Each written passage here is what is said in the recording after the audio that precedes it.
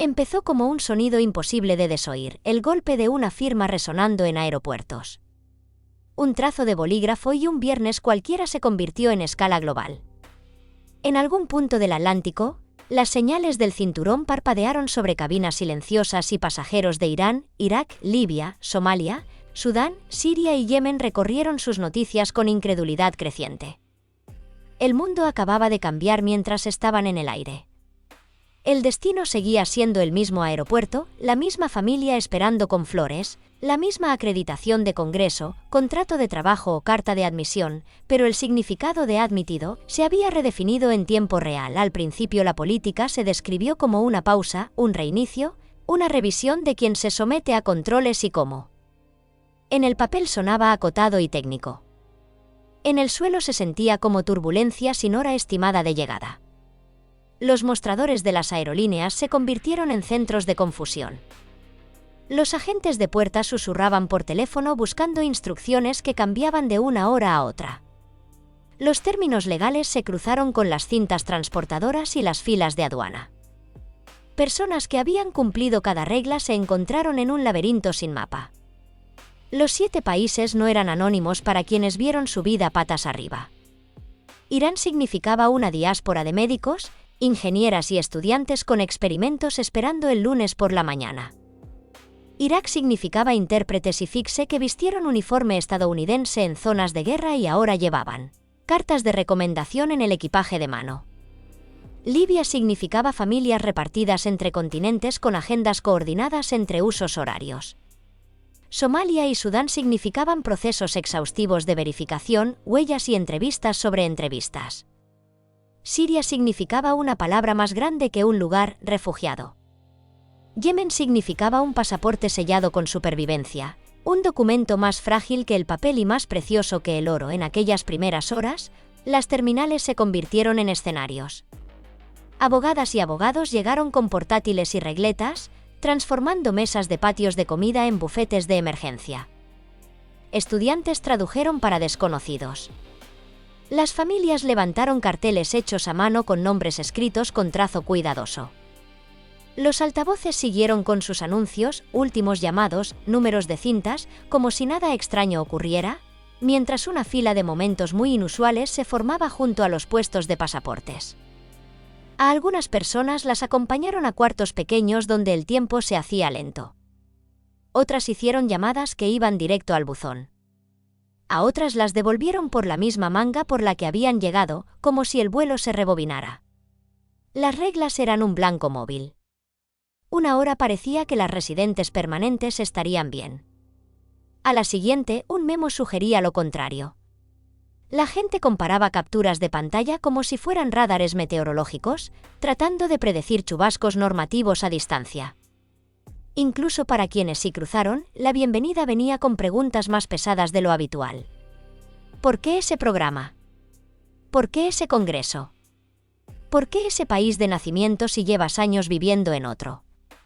Las respuestas eran las mismas que ya habían dado en formularios y entrevistas, pero ese fin de semana cada respuesta llevaba el peso de la incertidumbre. Luego llegaron las protestas, los cánticos rebotando en el vidrio y el acero, los aplausos cada vez que una familia sacaba a alguien de la segunda revisión con ojos cansados y la tarjeta de embarque arrugada en el bolsillo.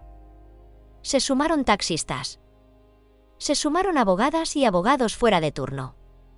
La gente llevó snacks, cargadores y mantas porque esperar se volvió deporte comunitario. Periodistas transmitieron en vivo. Políticos publicaron comunicados. Jueces empezaron a leer demandas redactadas a velocidad récord.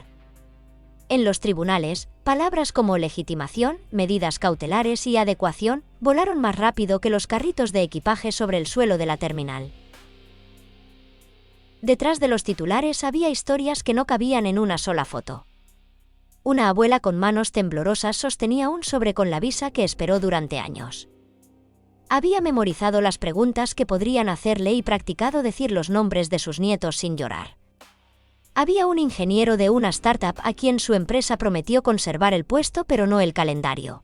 Una semana en limbo para una firma pequeña puede sentirse como un año. Había una investigadora del cáncer con experimentos sensibles al tiempo esperando en el laboratorio, Las células no se detienen porque lo haga una política. Había una guitarrista programada para un festival, una profesora visitante a punto de impartir un seminario, una novia con la fianza del salón no reembolsable. Las políticas no devuelven el tiempo, la seguridad era la palabra titular, y todo el mundo coincidía en que importa. Lo que se discutía era el instrumento. Era una congelación amplia, una herramienta precisa o un mazo. Quienes la apoyaban decían que en la frontera la prudencia debe ser hipercautelosa, que si hay siquiera un riesgo pequeño, el costo del retraso vale la pena. Quienes la criticaban decían que la medida pintaba con un pincel demasiado ancho como para ser útil, que el control existente ya era exhaustivo, que el impacto real se medía menos en amenazas bloqueadas y más en oportunidades perdidas y confianza erosionada. Ambos bandos reclamaban el estandarte de proteger al país. Ambos bandos contaban historias.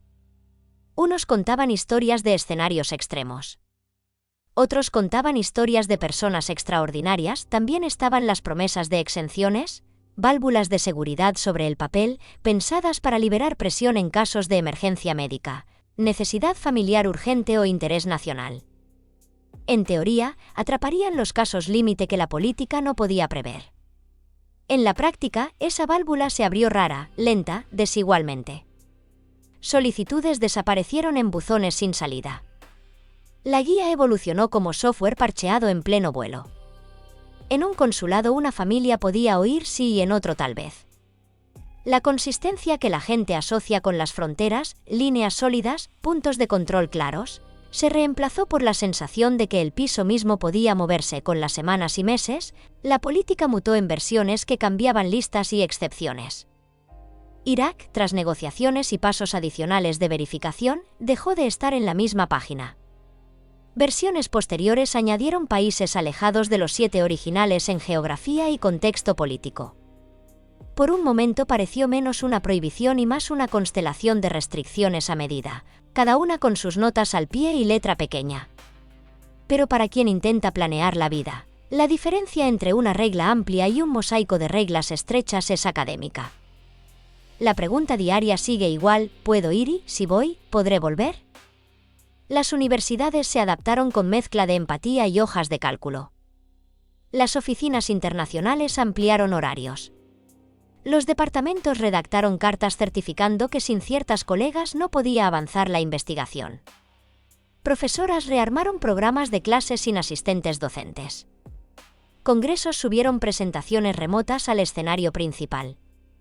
Algunas y algunos estudiantes aplazaron por miedo a que un viaje rápido a casa los dejara varados lejos de sus laboratorios y alquileres.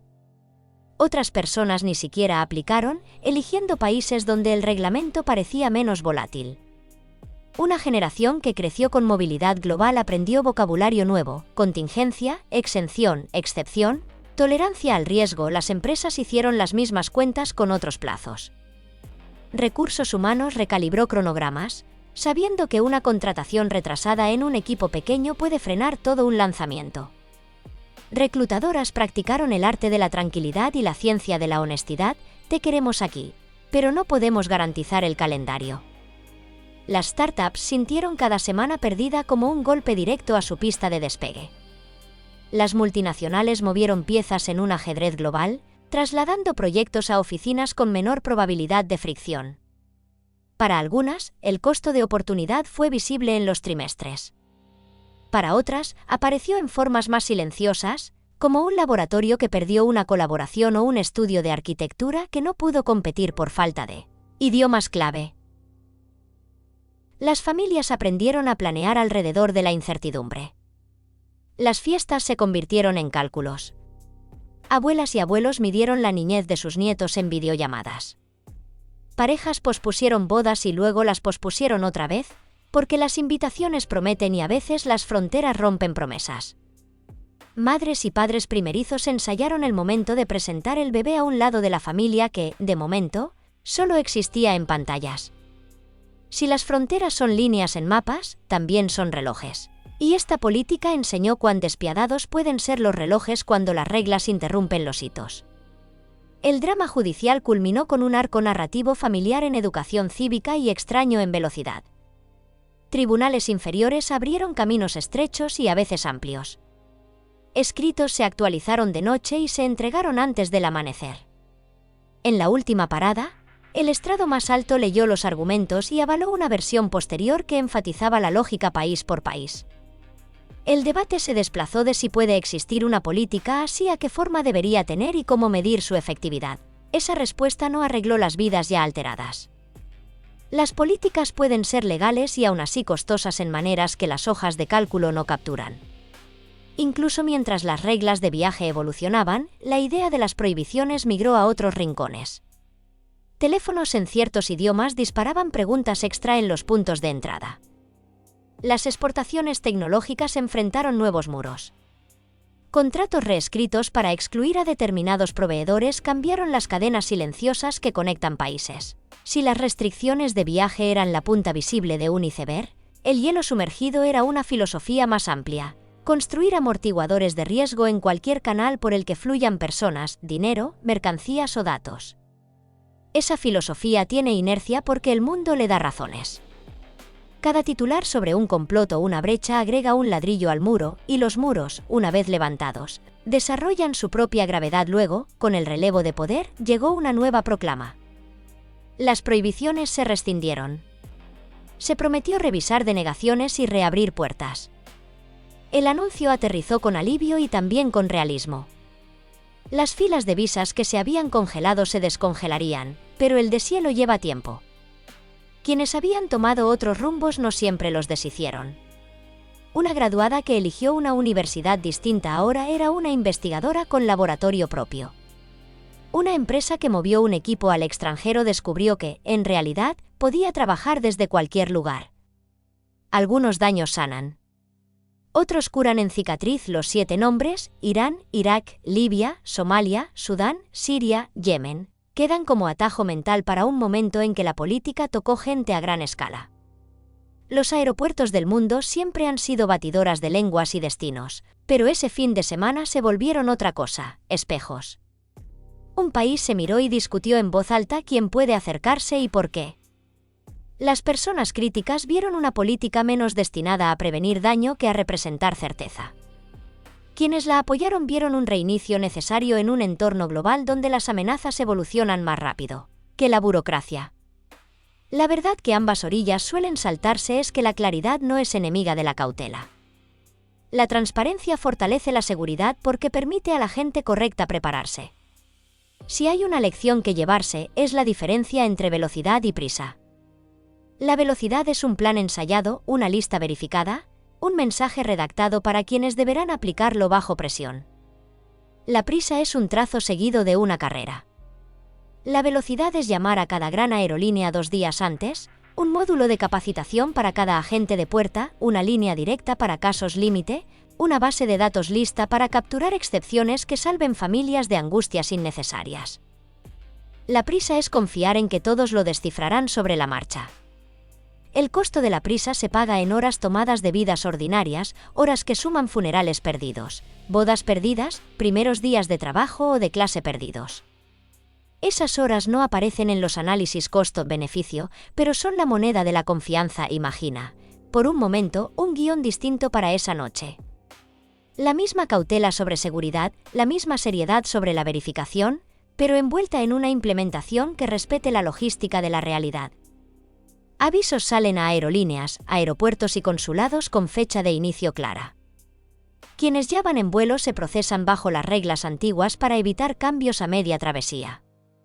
Un portal de exenciones está en línea antes que la política, atendido por funcionariado capacitado para decidir rápido, con humanidad y criterios consistentes. Un tablero público muestra cuántas exenciones se otorgan y cuánto tardan, para que la transparencia mantenga honesto al sistema. La discusión más ruidosa seguiría existiendo, pero el sufrimiento más silencioso no. Las historias humanas seguirían siendo complejas. La abuela seguiría llorando de alegría en la cinta de equipaje, días después de lo que esperaba. La persona ingeniera quizá empezaría remoto mientras reemiten la visa. La investigadora quizá enviaría muestras en vez de llevarlas. Pero el mensaje sería distinto. Diría: somos cuidadosos y competentes.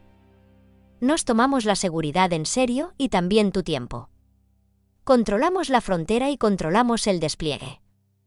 Así un país mantiene a la vez su guardia y su gracia. Dentro de años, cuando la gente recuerde la noche en que 7 países iluminaron los tableros de salida, recordará las imágenes, los carteles a mano, las terminales abarrotadas, las primeras órdenes judiciales saliendo por fax para llevarlas a mostradores como si fueran un pasaporte distinto. Recordará el sonido de los aplausos cuando alguien por fin cruzaba las puertas correderas hacia unos brazos que esperaron todo el día. Recordará el silencio también, el mensaje que no llegó, el asiento vacío, el departamento al que nunca se mudaron. Recordará que las fronteras no son solo líneas, son sistemas vivos que pueden administrarse bien o mal. La elección siempre está ahí y así la historia termina donde empezó, con gente en movimiento. Los aviones seguirán volando. Las políticas seguirán cambiando. Las discusiones se repetirán una y otra vez en titulares, audiencias y grupos familiares. Pero hay una verdad que debería sobrevivir al ciclo de noticias: el poder no es solo la capacidad de decir no, es la sabiduría de elegir cómo. Si la cautela es la intención, la claridad es el método y la compasión es la prueba. La próxima vez que un gobierno piense en accionar un interruptor que afecte a millones al instante, podrá demostrar su seriedad no solo levantando un muro, sino construyendo un puente que la gente adecuada pueda cruzar sin quedar atrapada en los engranajes. No es blandura. Es fortaleza. Para los 7 países que un día se encontraron en una lista, las tramas difieren pero se cruzan. Algunas personas ya viajan bajo rutinas que se normalizaron otra vez, aunque la memoria queda como nube después de la tormenta que deja la calle mojada. Otras eligieron rutas nuevas, redirigiendo sueños a ciudades donde el papeleo se sentía menos precario. Otras retomaron caminos conocidos, un poco más cautas al salir y volver, más atentas a los rumores sobre reglas. Todas saben lo que es que una frontera se vuelva apuesta. Todas saben el alivio cuando el azar las favorece. Lo que realmente pasó esa noche no fue solo una pelea sobre una política. Fue una lección sobre sistemas, sobre lo que sucede cuando la cadena que va de la firma a la manga de embarque tiene eslabones débiles. Fue prueba de que la fuerza de una superpotencia se mide no solo en barcos y PIB, sino en la suavidad de su burocracia cuando toca vidas comunes. Y fue un recordatorio de que, en el gran cálculo de la seguridad nacional, la unidad es la persona, cada viajera y cada viajero con una historia y un plan y gente esperando, contando minutos que parecen años. Si un país protege esa unidad con sabiduría y cuidado, no solo se mantiene a salvo. Mantiene su promesa. Esta noche recordamos el caos, honramos la paciencia y llevamos la lección en adelante. Claridad antes que caos. Planificación antes que pánico. Reglas que cuidan la puerta sin azotarla. Así una frontera se convierte no solo en línea de defensa, sino en línea de dignidad. Esa es la diferencia entre un país meramente fuerte y un país fuerte y bueno. Y si una firma puede redibujar vidas de la noche a la mañana, otra firma, respaldada por pensamiento y empatía, puede redibujarlas hacia la luz.